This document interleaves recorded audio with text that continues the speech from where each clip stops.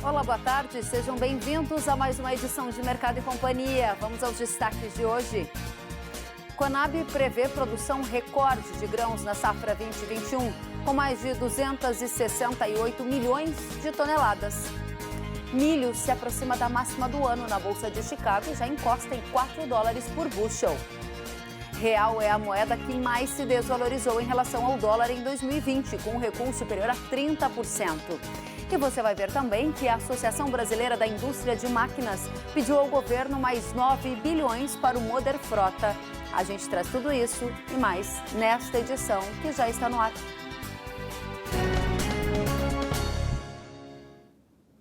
No primeiro levantamento da safra 2021, divulgado hoje, a Conab prevê que a produção total de grãos vai renovar o recorde atual e superar 268 milhões de toneladas. A produção brasileira de grãos deve atingir o recorde de 268.672.000 toneladas na safra 2021, o que representa um crescimento de 4,2% na comparação com a última temporada, quando o país colheu mais de 257 milhões de toneladas. De acordo com a Conab, é estimado que a primeira safra de milho chegue a 26.765.000 toneladas, alta de 4,2% em relação ao ciclo 19-20, quando o país registrou 25.689.000 toneladas. Já para a segunda safra do grão, é projetado um recorde de 76.763.000 toneladas, crescimento de 2,3% frente a 75.053.000 toneladas do ciclo passado. Já na região chamada de Cealba, composta por Sergipe, Alagoas e Nordeste da Bahia, além de Pernambuco e Roraima, a Conab prevê a terceira safra de milho em 1.638.000 toneladas, 7,6% abaixo do 1.772.000 toneladas colhidas na última temporada. Com isso, o Brasil deve atingir a maior produção da história, com 105.167.000 toneladas, alta de 2,6% ante as 102 milhões de toneladas do ciclo anterior. Nesta safra, a soja também deve atingir o maior recorde de produção e chegar a 133.673.000 toneladas do grão, crescimento de 7,1% na comparação com as mais de 124 milhões de toneladas do último ciclo. E foi publicada hoje no Diário Oficial da União a redução temporária de 12% para 11% do percentual de mistura obrigatória do biodiesel ao óleo diesel. A medida foi aprovada pela diretoria da Agência Nacional do Petróleo e vale de novembro a dezembro deste ano. Na avaliação da União Brasileira de Biodiesel, a UBRABIO, a redução foi necessária por falta de matéria-prima. A entidade ainda defende a importação de soja para garantir o abastecimento de biodiesel nos próximos leilões. E por falar em importação de soja, você sabia que em 2020 o Brasil já importou volume 3 vezes maior de soja do que o registrado em todo o ano passado? A gente preparou um gráfico para você observar aqui a evolução. Importações brasileiras de soja em 2019 e 2020. Nós atingimos o pico aqui em julho. O total em 2020 está ao redor de 528 mil toneladas. O total em 2019 foi de 144 mil toneladas, um pouco mais do que isso. E aqui foi importado, então, um dos maiores volumes, né? Foi a maior quantidade da série histórica. Em julho de 2020, a importação de 126,2 representou esse montante que eu falei, ou seja, maior importação para este mês também. Vamos adiante? Saber, diante de tudo isso, qual é a tendência para 2021. A previsão é de uma safra recorde de grãos. De outro lado, os preços estão firmes. Será que vai faltar grãos em 2021, mesmo com produção recorde? Pergunta que a gente faz agora para Enio Fernandes, analista de mercado da Terra Agronegócio. Enio, seja bem-vindo, boa tarde. Boa tarde, Kelly. Sempre um prazer estar com você. Obrigada pela companhia. A gente viu os dados hoje do primeiro levantamento da Conab para 2021. Previsão de safra de grãos recorde, mas ainda haverá escassez no Brasil porque a demanda está aquecida para 2021? Vamos pegar os próprios números da Conab, né, Kelly? Uma produção de 133 milhões de toneladas com a exportação que a Conab prevê 85, sobra 48 milhões de toneladas no caso da soja. Eu lembro que todas as nossas projeções de exportações que nós temos feito, que a Conab tem feito, na verdade, nos últimos anos, ela tem errado, ela tem subestimado. Nós exportamos sempre mais. E não é só pela guerra comercial China-Estados Unidos. Se você pegar os outros anos, a gente sempre superou as exportações projetadas pela Conab. Se isso se repetiu no passado, podemos estar cometendo o mesmo erro. Quando eu vou no caso do milho, os números da Conab são requer mais atenção. Nós vamos ter um estoque de passagem no final de janeiro de 9,5 milhões de toneladas de milho. Só que nós consumimos só no mercado interno 6 milhões de toneladas. Ou seja, o milho de 2021 vai acabar no dia 15 de março, não tem mais milho. Nós vamos precisar da safra de verão entrar. É muito risco, porque nós nem semeamos a segunda safra. Onde eu quero chegar? Faltar milho não vai faltar soja não vai faltar. O preço, ele equilibra, ele esmaga ou impulsiona a demanda. Quem é demandador desse produto tem que fazer? Ele tem que gestar risco, ele tem que comprar antecipado para proteger as altas futuras e travar seu custo de produção. Bom, e aí você está dizendo que não vai faltar nem soja nem milho, mas que o mercado vai se equilibrar num cenário de oferta recorde, se confirmada essa projeção, mas de uma demanda aquecida, quer dizer que os patamares de preço que nós estamos vendo agora, em outubro de 2020, serão patamares médios de 2021, tanto para soja quanto para milho? Eu vou sofisticar um pouco essa resposta para você. O poder de compra do produtor ainda vai ficar sustentado, vai ficar forte. Por onde eu quero chegar? Preços em reais depende muito da variação do câmbio. A gente não sabe onde vai dar o câmbio em 2021. Mas quando eu olho estoque, quando eu olho oferta, o que eu determino? O que dá para eu determinar agora? Nós vamos ter uma grande safra de soja, mas nós vamos ter uma boa exportação, uma excelente demanda interna. Esses dois fatores vão enxugar soja para o final do ano de 2021. No milho é a mesma história.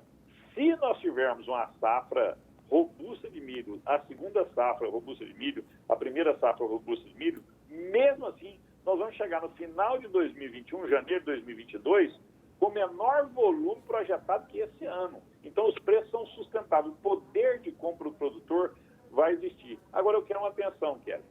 Se você olhar a safra de verão, metade da safra de verão está no Rio Grande do Sul, Santa Catarina e em Minas Gerais, uma parte do Paraná. Se nós tivermos algum problema de safra verão, esses números da Conab já não são tão fortes. Se a gente atrasar de novo mais um pouco o plantio da segunda safra, a produtividade tende a ser menor. Se eu for um demandador de milho, eu tentaria me proteger de alta de preço lá na frente. No caso da soja, só para terminar no caso da soja, em março, volta depois os 13% de biodiesel. E a economia nossa crescendo. Eu vou consumir mais petróleo, vou consumir mais biodiesel. No fim do dia, preço de soja e preço de milho vão ser sustentados. Dada essa situação que você coloca, há pouco nós mostramos aqui que a indústria de biodiesel disse que houve uma mudança na política, de mistura de biodiesel ao diesel em decorrência da escassez de matéria-prima e reforçou a necessidade neste momento até da importação continuar acontecendo. Aí a gente foi buscar os dados e viu que em 2020 o volume de importação de soja já é 3 vezes superior ao que a gente observou no ano todo de 2019.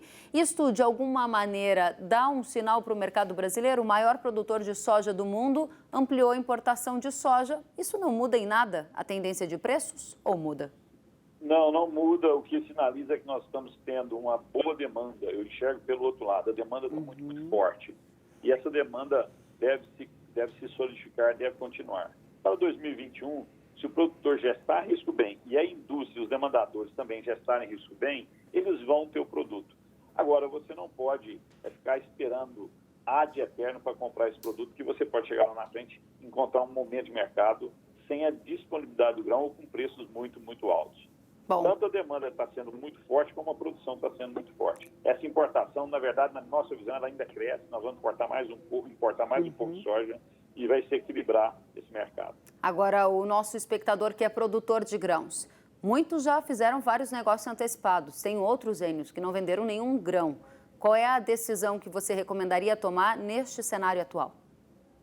Varia bastante como está posicionado esse produtor. Se você está no Centro-Oeste, já vendeu metade, 40%, 30% da sua safra, tranquilo, fique calmo.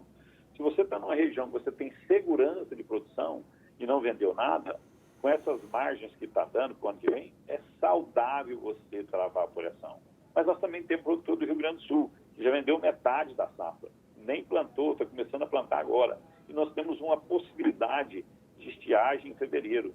Eu tomaria cuidado. Para cada produtor, para cada região que você está, conforme a sua média de produção e o seu grau de exposição ao risco, é uma decisão. É impossível você dar uma receita para todos os produtores. O que a gente pode garantir é o seguinte, que o poder de compra do grão, a relação grão-produto, vai ser sustentado em 2021. Muito obrigada, Enio Fernandes e Terra Agronegócio, por abrirem a edição de hoje conosco. Volte sempre e até a próxima. Um grande abraço. Até mais. E a gente vai agora conferir como é que está a situação do mercado internacional também. A gente preparou um conteúdo que mostrava, inclusive no gráfico, a evolução dos preços lá na Bolsa de Chicago, indicando para vocês que houve um contrato ou mais de um, já se aproximando ali dos $4 o bushel. A gente tem um conteúdo pronto, então vamos colocar na tela. Vejam só. As cotações futuras do milho em Chicago estão próximas da máxima do ano em $3,93 por bushel. Segundo analistas, o mercado tem se posicionado na expectativa do relatório do Departamento de Agricultura dos Estados Unidos. Na Bolsa Brasileira, os vencimentos têm renovado os recordes históricos desde o final de setembro. A cotação do cereal se aproxima dos R$70 por saca no mercado. Vamos à análise do diretor da Celeris, Anderson Galvão. Anderson, boa tarde, seja bem-vindo.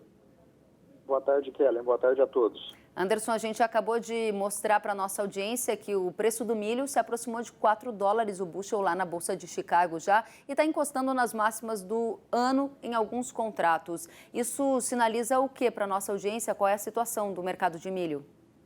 Acho que o primeiro ponto, Kelly, a ser compreendido aí pelo telespectador é o seguinte.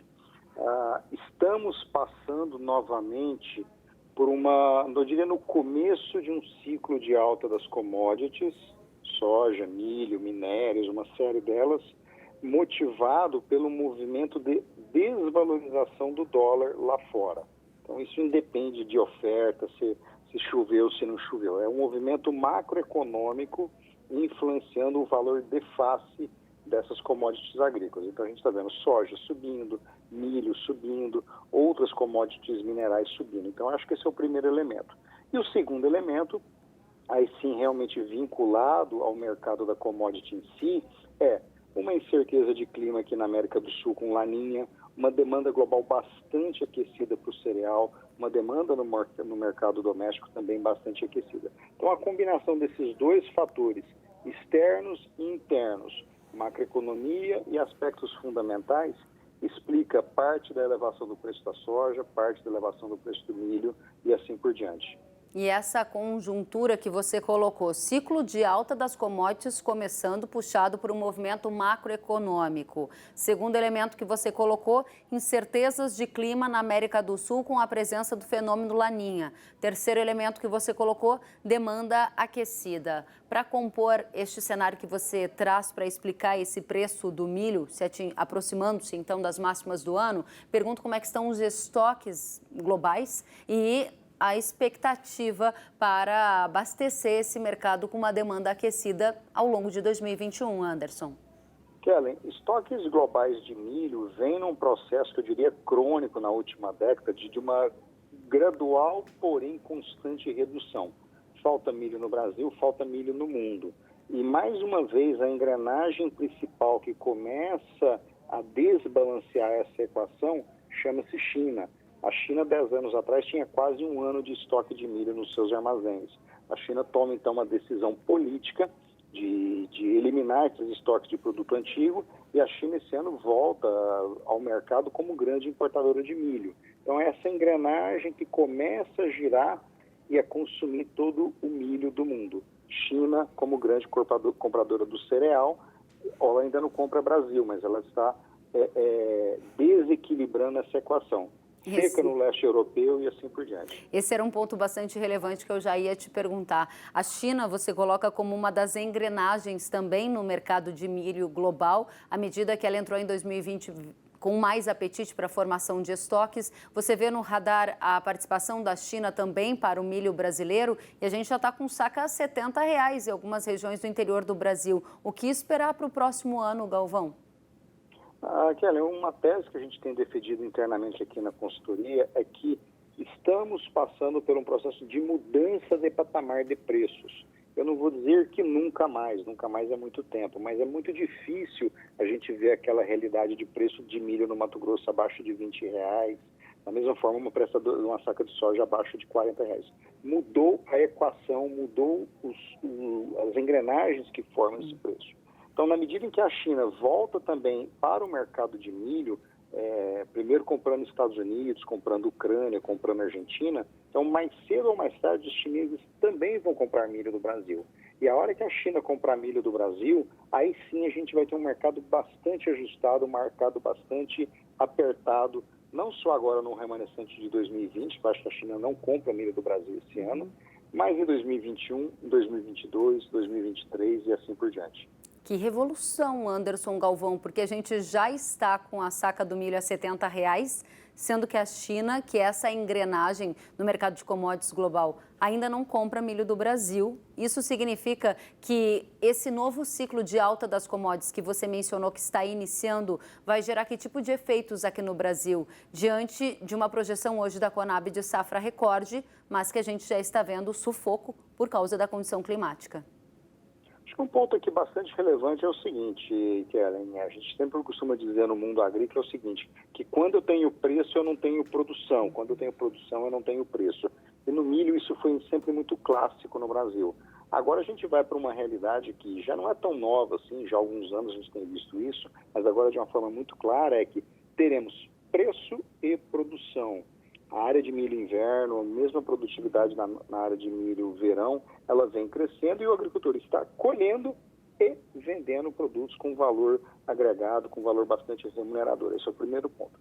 O segundo ponto, e essa é uma leitura que a gente defende na companhia já há algum tempo, que a década de 2020 tem muito fortes chances de termos no milho o mesmo movimento que aconteceu na década de 2000 para a soja. A China começa a comprar pesadamente soja no Brasil e trouxe toda essa revolução aí no campo brasileiro, com a área de soja saindo de 13, 14 milhões de hectares lá nos anos de 2000 para quase 39 milhões de hectares agora em 2020. Então, essa década de 2020, eu acho que o grande protagonismo vai ser do milho. O milho ganhando muita relevância na agricultura brasileira. Muito bem, agora para encerrar, diante desse cenário em que você já pontuou, com uma visão de que estamos começando uma nova década que está aí sinalizando para a alta das commodities, você fala da participação da China no mercado de milho brasileiro e o público de casa quer saber o que eu faço agora. Vendo mais o meu milho de 2022, espero, porque o que o Anderson está dizendo é que o melhor ainda está por vir em termos de preço e olhando para o produtor rural, aquele que faz o grão. Porque quem depende do grão para a proteína animal está passando por um momento mais difícil. Exatamente. Custos de produção do setor de proteína animal não vão ser o que já foram. Então, vamos pagar mais caro num quilo de frango no supermercado. É fato. Agora, pensando na lógica de produtor, que era importante o produtor ter em mente o seguinte, boa parte do preço do milho, do preço da soja hoje, chama-se câmbio. O real é a moeda que mais desvalorizou em 2020. Então, se amanhã qualquer acerto macroeconômico, qualquer acerto aí na reforma administrativa, reforma tributária, vai implicar numa valorização do real. Nesse sentido, pensando numa safra 2021, pensando até numa safra 21, 22, que a gente já vê negócios bem adiantados, eu travaria receitas em reais, visando proteção de custo de produção, visando a sustentabilidade do negócio. Porque o grande risco chama-se câmbio, não o preço da soja, não o preço do milho em Chicago. Muito bem. Anderson Galvão, Celeris, obrigada pela presença. Obrigado, volte sempre. Até a próxima. Um abraço, até mais. Bom, tá aí a mensagem do Anderson. O grande risco chama-se câmbio.